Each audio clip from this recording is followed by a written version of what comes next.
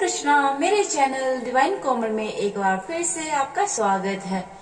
शिव और पार्वती का गणेश और कार्तिकेय के अलावा एक तीसरा पुत्र भी था। उसका नाम अंधक था।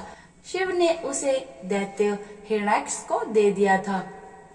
उसने ही अंधकासुर को पाल पोस कर बड़ा किया था।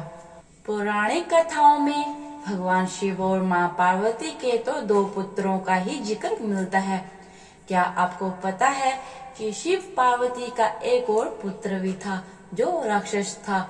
उसका नाम अंधक था, जिसे अंधकासुर के नाम से भी जानते हैं। वामन पुराण में अंधक का जिक्र मिलता है। अंधक ने एक बार अपनी माँ पार्वती पर ही बुरी नजर डाल दी और फिर वो ही उसके पतन का कारण बनी। आइए जानते हैं शिव पार्वती के तीसरे पुत्र अंधक के जन्म और मृत्यु की कथा। वामन पुराण के मुताबिक एक बार शिव और पार्वती काशी पहुँचे। वहाँ भगवान शिव अपना मुंह पूर्व दिशा की तरफ करके बैठ गए।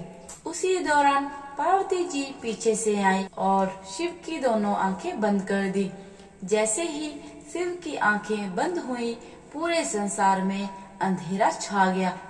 संसार को बचाने के लिए शिव भगवान ने अपनी तीसरी आंख खोल दी। संसार में फिर से रोशनी लौट आई, मगर गर्मी इतनी तेज थी कि पार्वती जी को पसीना आ गया। पार्वती जी के पसीने की बूंदों से एक बच्चे का जन्म हुआ। वो बच्चा काफी बड़ा और रौद्र था। उसे देखकर पार्वती अचंभित हो गईं। उन्हें शिव से इसके जन्म की वजह पूछी। शिव ने कहा, ये तुम्हारे पसीने से उत्पन्न हुआ है, इसीलिए ये हमारा ही पुत्र है। अंधेरे के कारण पैदा होने के चलते उसका नाम अंधक रखा गया।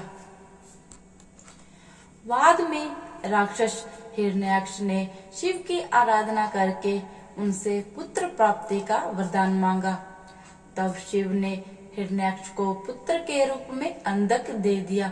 इसी तरह अंधक का पालन पोषण दैत्यों के बीच ही हुआ। अंधक को ये ही पता था कि उसके पिता हिरण्याक्ष हैं और उसकी कोई माँ नहीं है। आगे जाकर अंधक असुरों का सरदार बन गया। उसने ब्रह्मा की तपस्या की और यौन लालसा का वरदान मांगा। ब्रह्मा ने उसे वरदान दिया कि वह अपनी माँ को छोड़कर किसी भी स्त्री के साथ संबंध बना सकता है। उन्होंने ये भी कहा कि अगर अंधक ने अपनी माँ के साथ संबंध बनाए तो उसकी तुरंत मौत हो जाएगी। अंधक इस वरदान से काफी खुश हो गया। उसे लगा कि उसकी माँ तो है ही नहीं, इस तरह उसकी मौत कभी नहीं होगी। धीरे धीरे अंधकासुर की शक्तियां बढ़ती गईं। वहीं देवताओं को हराकर तीनों लोकों का राजा बन गया। एक दिन उसके मन में विवाह का विचार आया। उसने तय किया कि वह तीनों लोकों की सबसे सुंदर स्त्री से विवाह करेगा। उस समय पार्वती जी से सुंदर और कोई स्त्री नहीं थी। अंधक फौरन पार्वती के समक्ष पहुंच गया और विवाह का प्रस्ताव रख दिया। पार्वती जी ने उसके प्रस्ताव को अस्वीकार कर दिया और उसे वहां से चले जाने को कहा। माना और पार्वती जी को जबरदस्ती अपने साथ ले जाने लगा। तभी शिव वहां प्रकट हुए और उन्होंने अंधक को बताया कि पार्वती उसकी माँ है। फिर गुस्से में शिव ने अंधक का वध कर दिया। कुछ पौराणिक कथाओं में अंधक को ऋषि कश्यप और दिति का पुत्र भी माना जाता है।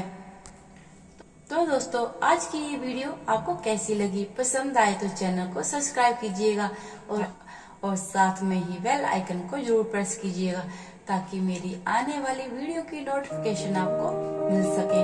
हरे कृष्णा।